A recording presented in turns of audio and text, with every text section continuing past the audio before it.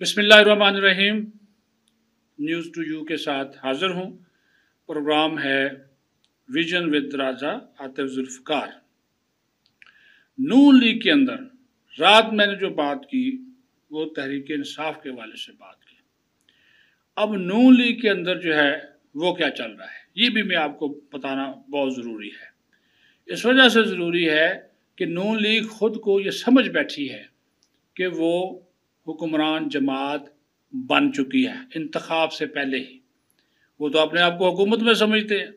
उनके बहुत से ऐसे सीनियर रहनुमा जो कि वज़ीर और कबीना में रह चुके हैं वो दोबारा ये समझते हैं कि हम कबीना में आ चुके हैं। लेकिन नून लीग के अंदर भी जब से ये मरकज़ी पार्लिमानी बोर्ड बना है उसका नोटिफिकेशन जो है वो जारी हुआ है, उसके ऊपर जो है वो बड़े सवालात उठ रहे हैं। और उन सवालात के उठने की सबसे बड़ी जो वजह है वो कह रहे हैं कि जनाब इसके ऊपर जो है वो इसमें जिन लोगों को लगाया गया है, जिन लोगों को इनमें तैनात किया गया है और शामिल किया गया है, उसमें जो पार्टी के सीनियर रहनुमा हैं उनको नज़रअंदाज करने पे उन्होंने बहुत ज़्यादा तहफ़्फ़ुज़ात का इजहार किया है। और उनका ये भी कहना है कि एक ही ख़ानदान, एक ही फैमिली के जो 6 लोग हैं वो पार्लिमानी बोर्ड का जब हिस्सा बना दिए गए हैं तो फिर जो है वो टिकटों की तकसीम शफाफ किस तरह होगी। पहले तो मैं आपको ये बता दूं ना कि ये जो पार्लिमानी बोर्ड बना है, मियां नवाज शरीफ जो कायद मुस्लिम लीग नून है उनकी जानब से ये तश्कील दिया गया। इस पार्लिमानी बोर्ड का जो बुनियादी काम है वो है टिकटों की तकसीम कौमी असम्बली के लिए और फिर सूबाई असम्बली के जो हलकों के उम्मीदवारान हैं उनके इंतखाब के हवाले से। लेकिन उसके ऊपर पार्टी के अंदर एक आरा जो है और सोशल मीडिया के ऊपर भी चीज़ें इस हवाले से चल रही हैं कि इसमें बहुत से लोगों को जो है वो नज़रअंदाज जो है वो किया गया है। और उसको नज़रअंदाज करने की वजह से उन्होंने कहा कि पार्टी को इसका जो है वो नुकसान जो है वो होगा। अब ये देखिए ना, ये मजमूई तौर पर मैं आपको बताऊं कि 35 रुकनी पार्लिमानी बोर्ड है, ठीक है जी। और इसमें जनाब जो इसहाक डार साहब हैं वो इसमें शामिल हैं और साथ ही साथ फिर जो ख्वाजा आसिफ है। अब इसमें देखिए ना, इसहाक डार एक, फिर मरीम नवाज़ ख़ुद शामिल हैं, फिर जनाब इसमें हमज़ा शहबाज शामिल है, फिर जनाब चौधरी शेर अली ये भी इनके रिश्तेदार हैं। ये जो ग़ुलाम दस्तगीर और उनके जो वालिद हैं वो भी इसमें शामिल हैं। परवेज़ रशीद इनके करीबी मुलाजमों की तरह हैं, वो इसमें शामिल हैं, ठीक है जनाब। और फिर साथ ही साथ आप ये देखें कि जो हमज़ा शहबाज का तो मैंने आपको बता दिया, फिर जो कैप्टन रिटायर्ड सफदर है वो जनाब दामाद हैं, वो इसमें शामिल किए गए हैं। मरियम औरंगज़ेब साहबा हैं, चले ठीक है, पार्टी की पुरानी वर्कर हैं और उनके साथ सही तरीके से वो चल रही हैं और उनकी वफ़ादारी के ऊपर तो किसी किस्म का कोई शक जो है वो नहीं किया जा सकता। तो लेकिन बाकी जो लोगों की शमूलियत इसके ऊपर हुई है उसके ऊपर उन्होंने बहुत से सवालात जो हैं वो उठाए हैं। तो ये जो एक चीज़ है जिसके ऊपर मैंने आपको बताऊं कि पार्टी के अंदर एक राय पाई जा रही है कि एक जगह से आप एक ही फैमिली से रिश्तेदारों से 6 लोगों को वो पार्लिमानी बोर्ड में शामिल कर रहे हैं और दूसरी तरफ जो है वो बहुत से लोगों को इसमें आपने नज़रअंदाज भी किया है और उनको जो है। और एक और भी चीज़ है कि रावलपिंडी में अब आप देख लें, इसको भी बड़ा मैं वैसे बता दूं कि इसके ऊपर रिजर्वेशंस हैं कि परवेज़ रशीद साहब जो है अच्छे इंसान हैं, उनको कोऑर्डिनेटर बनाया गया है। वो टिकटों की तकसीम के हवाले से इंटरव्यूज़ उम्मीदवारों के कर रहे हैं। ये जो पूरा रावलपिंडी डिवीज़न है उसको भी जो सीनियर रहनुमा हैं तो वो इसको पसंद नहीं कर रहे, सीधी सी बात है।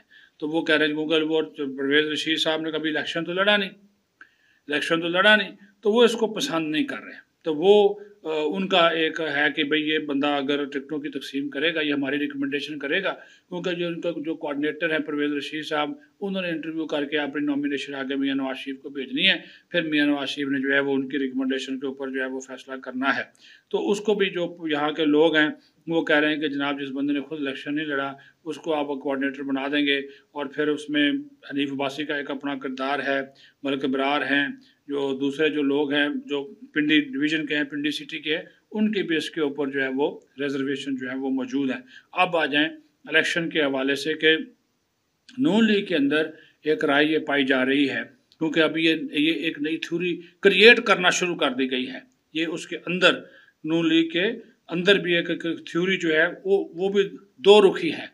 अच्छा, 8 फरवरी का इलेक्शन है और उन्होंने ये उम्मीद ज़ाहिर की हुई है कि मियां नवाज शरीफ 8 फरवरी का जो इलेक्शन है वो अहल होकर लड़ेंगे। मतलब ये कि ये जो इवन फील्ड और अल अजीज़िया जो कि केसेस में जो अपील की हुई है, सज़ाओं के ख़िलाफ़ जो अपील है, वो कह रहे हैं जी इसका फ़ैसला उससे पहले हो जाएगा, इलेक्शन की तारीख से पहले, और मियां नवाज शरीफ अहल होकर लड़ेंगे।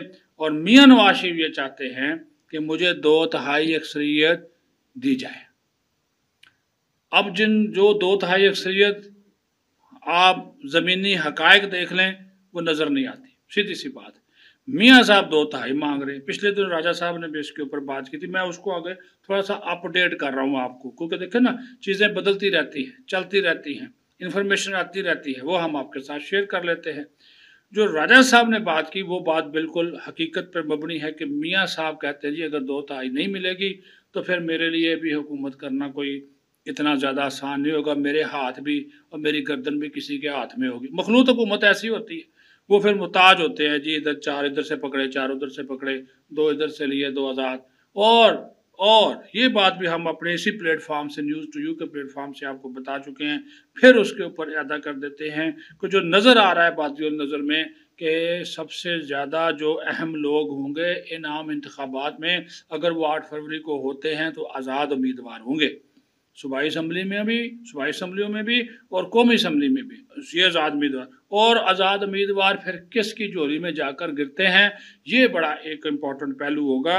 तो ये मैं आपको बता दूं कि ये चीज़ें जो हैं वो चल रही हैं, डिस्कस हो रही हैं, की जा रही हैं। और ये जो एक और बात मैं आपको बताऊं, नून लीग के अंदर एक राय ये है, और बात हुकूमती हलकों में भी है, लेकिन अभी तक ये बाज़ाब्ता नहीं है, ये एक तजवीज़ है, ये नोट कीजिए।